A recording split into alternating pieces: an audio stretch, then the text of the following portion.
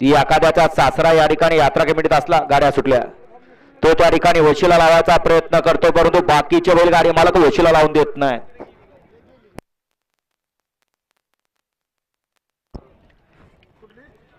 44 पळतोय.